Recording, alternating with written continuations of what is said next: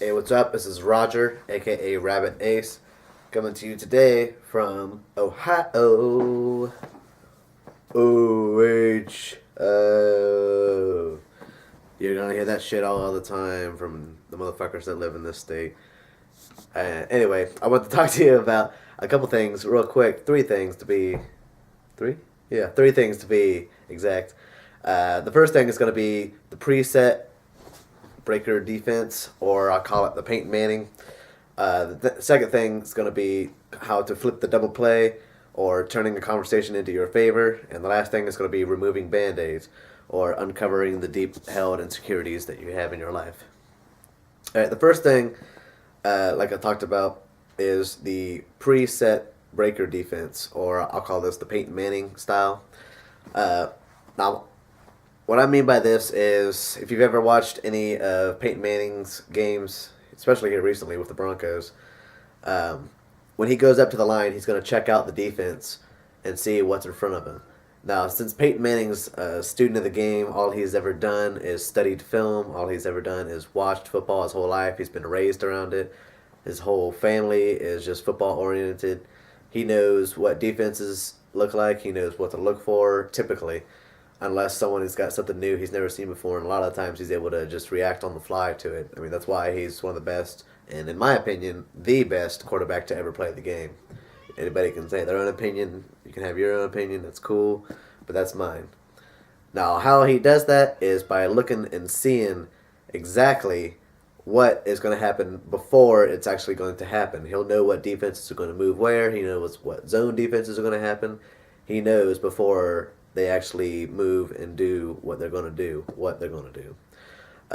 Now, what I mean by this, the pre-set breaker defense, this has been mentioned before by a couple of the other guys, um, like saying stuff like, it was nice to meet you before the girl has a chance to say that, saying no, no, no, no, before the girl has a chance to say that during the LMR, just giving up the stuff that the girl usually uses against you, throwing it at her first before she has a chance to even use that.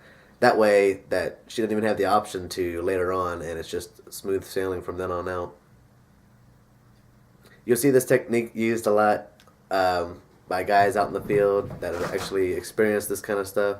You're going to get a feel for it the more that you go out and the more defenses that you have to deal with, and you'll see how to break down these defenses and what tactics you're going to use to break them down. You'll get a feel for it yourself. This is something that you have to develop personally. Now, number two is flip the double play. You'll see in baseball, a lot of the times when a double play is about to get flipped, either to the shortstop or the second baseman, if they can make a clean catch, tag the base, and throw it, it's usually a lot better chance for the double play than if they bobble it, fumble the ball, or just don't see the ball coming to them. What I mean by this is a lot of the times in conversations you're going to see people do the same kind of thing, and you're going to be able to flip the conversation in your favor instead of like having the base runner run at you to try to break up the double play and kick the second baseman or shortstop in the dick when they're trying to stop them from turning the double play. You see that kind of shit all the time in baseball. And what I mean by this is, in particular, I've noticed a lot when guys start to feel kind of threatened by you, or just anybody that you'll talk to feels threatened by you, the first thing that they're going to do is start talking about scenarios where they fought, somebody else fought, just fighting scenarios, and talk about fighting. A lot of the time, you're going to see people just wanting to talk about fighting. Now, why do you think people would want to talk about fighting? Now, what you're going to have to do is dig deeper into that and realize that the reason they're saying that is they're actually kind of projecting their want to fight you into a storyline of whatever the fuck they're talking about. Now, the best way that I found to switch that is to immediately cut them off before they can get into that story. Don't even acknowledge the fighting story. Don't talk about it. Don't keep going on with whatever. Don't bring up some past story about you beating up somebody or something like that, because it's just going to escalate it, and that's going to lead to some kind of fight or verbal fight Could be physical, whatever the fuck you are ending up in, depending on your skill level. The best thing to do, like I said, just cut them off. I like to flip whatever the fuck they're talking about and just compliment that person real quick, and then change gears before they have a chance to even know what's going on. You can change topics usually if you can just talk louder than them, talk a little bit faster. Just keep your flow going. Don't break. Keep your frame intact, and that's it, man. I mean, I've noticed a lot of the times that'll keep me out of trouble a lot. If people would talk about fighting, I'll immediately switch it to a different topic because I know there's nothing ever good that comes when people start going down that road. Because they start getting the idea in their head about fighting, they start want to talk about it, then they get in that mode to where they want to fight. And especially if you're going out in the bars or club areas where people are drinking alcohol as it is, and their emotions are a lot more likely to flip from happy to pissed off to wanting to beat the shit out of you. You want to be able to have a feel for this and be able to control the conversation into your favor. Now, this can also mean a lot of different things. You can turn the conversation into sexual, which any conversation, once you break it down and actually start looking deeper of what's going on, you're going to see everything is sexual. Every conversation anyone ever has is sexual in nature. Anything that you have in your life is built to make you have more sex, to make you procreate more, to make you have a better chance to procreate more, to make you have a better chance at better partners for procreation. Everything, everything, everything is based on this. Now, a lot of people will say I have a Freudian type of mentality when it comes to this type of shit. You can believe whatever the fuck you want, man, but think about it. Why do people have houses? Why do people have jobs? The houses are for shelter, one of the basic needs in the hierarchy. The food, the shelter, the jobs is all just there to make sure that their bodies are intact, to kind of entice other people, to make them look more attractive to their mates. It's all just a show for people to kind of just put up in front of them to make them think that they're not actually doing it for that reason, when that's reality. Okay, and the last thing we're going to talk about here is removing the band-aids. Uncovering your deep-held insecurities. Now, my deep-held insecurities are pretty fucked up in nature. I mean, I grew up with physically abusive family. I had a lot of shit going on in my life. My parents divorced when I was young.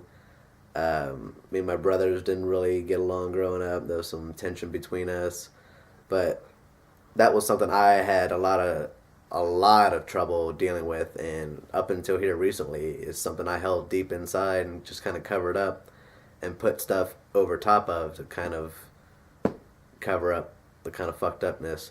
That's why I got this poster here to kind of symbolize that you can put a poster over a hole in the wall, which there's not one behind there, but there's a hole over there that was fixed. But putting a poster over a hole in the wall is not going to fix the hole in the wall. If you poke the poster, you're still going to feel the hole behind it, and it's going to poke through every time. Now, the only way that you're going to be able to do this is to just let go. You just need to let go. Just make yourself go through this. Make yourself make peace with this, whatever you have to do. And deep down inside, you're going to know what you need to do to fix your insecurities. And you're going to start to notice when you're covering up for a lot of these too, by little things like maybe you have a drink more often than you should, maybe you smoke cigarettes, maybe you smoke weed, maybe you do other drugs a little bit harder than that stuff. I don't know. You just feel like you need to compensate for these deep-held insecurities that you have in your life. And a lot of the times you'll see that with everybody else too. They will put up a front, they'll do certain things just to kind of cover up the insecurities that they have themselves.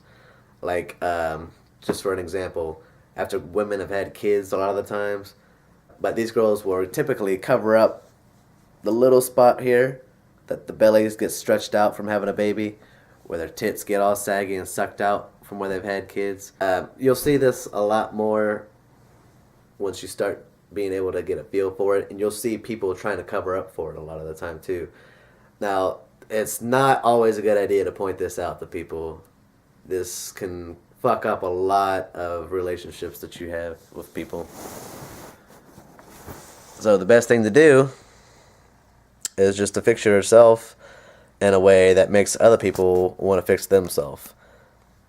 I mean, that's the only thing you can do. You can only worry about yourself. You can't really do a whole lot for anybody else besides yourself. People are only going to take the help that they want from you, not the ones that they might need or what you're trying to give them. So just be patient, just be understanding, be compassionate, and just realize that you can only do so much in your life that you have control over, and just let go, man. I mean, it doesn't really matter. At the end of the day, you're still going to die. I mean, are you going to die with these deep held insecurities, or are you going to die just knowing that it's all right to have flaws in your life, because everybody does? Okay. Well, with that, I'm going to go ahead and close this one out. I need to go do some karaoke tonight. If you have any kind of questions, hit me up on here, comment below, subscribe for sure. And like I said, man, just let go. Later.